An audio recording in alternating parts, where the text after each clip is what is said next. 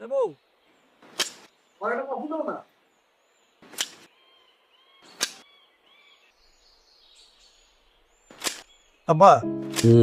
দাও আমার একটু দাও, আমি একটু করি। আরে না, আরে দাও না, আমি একটু করি। আরে চিরজীবন আমি নিজেই করতেছি, আজকে তোমার করতে হবে না। যাও, দাও, আমি একটু ট্রাই করি। তুমি যাও, কফি টফি খাও, যাও। আব্বা এখানে না আরো বেশ কিছু গাছ টাছ লাগে আর কি, ফুলের। আসসালামু আলাইকুম স্যার। আরে বুলবুল মিয়া, তুমি হঠাৎ কোথা থেকে এই গ্রামে? হ্যাঁ, ভালো আছো বাদান? জি ভালো আছি। ভাবি ভালো আছেন? শরীরটা ভালো? কে? ওই যে বুলবুল মামা আসছে। হ্যাঁ ভালো আছি। বাবা ভালো আছেন? আছি আছি আছি। আসো, ওইখানে গিয়ে বসি। আসো। না স্যার, আজকে বসুন না, আপনার লগে একটু জরুরি কথা কয়ে চলে যাবো। আসেন একটু বাইরে যাই। কি এমন জরুরি কথা? এখানেই বলো। স্যার, ওই খায়রুলের বিষয়ে।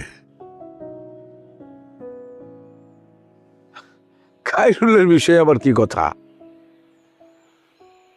স্যার, খায়রুলের যখন আপনার হাতে তুলে দিছিলাম, তখন আমি একটা মিথ্যা কথা কইছি। বলছিলাম খায়রুলের বাবা মা কেউ নাই, খায়রুল আমার আপন ফুফাতো বোনের ছেলে। বুলবুল মিয়া, মিথ্যা কথা অন্তত আমার সাথে বলা তো তোমার ঠিক হয় নাই। এতদিন পরে এসা কি কথা বলতেছো তুমি? স্যার, আমার কোনো উপায় ছিল না স্যার, আমি পরিস্থিতির শিকার ছিলাম। খায়রুলের বাপ যখন ওদের ছেড়ে চলে যায়, তার কিছুদিন পর আমার বোনটা মরে যায়। তখন এই দুধের শিশু নিয়ে আমি কি করুম? তাই আমি আপনার হাতে তুলে দিছিলাম, ও যেন মানুষের মতো মানুষ হয়, সেই জন্যে। হ্যাঁ, তো খায়রুলরে তো মানুষ করছি, তো অসুবিধা কোথায় এখন? ওর বাপ ফিরে আইছে। বলবো, এই সমস্ত কথাবার্তা শোনার সময় আমার নাই। আচ্ছা, তো কি হয়েছে?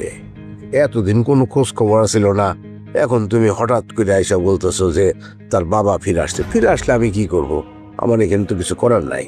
এই বিষয় নিয়ে আর কোনো কথা হবে না, তুমি যাও। স্যার স্যার, ওর বাপ একটু খায়রুলের লগে দেখা করতে চায়। কোনো কিচ্ছু হবে না, কোনো দেখা সাক্ষাৎ কিছুই হবে না। আমরা এমনিতেই মানসিকভাবে খুব অসুবিধার মধ্যে আছি। তোমার চাচি অসুস্থ, এর মধ্যে আর কোনো ফালতু ঝামেলার মধ্যে আমি জড়াতে চাই না। যার কোনো অস্তিত্ব নাই সেই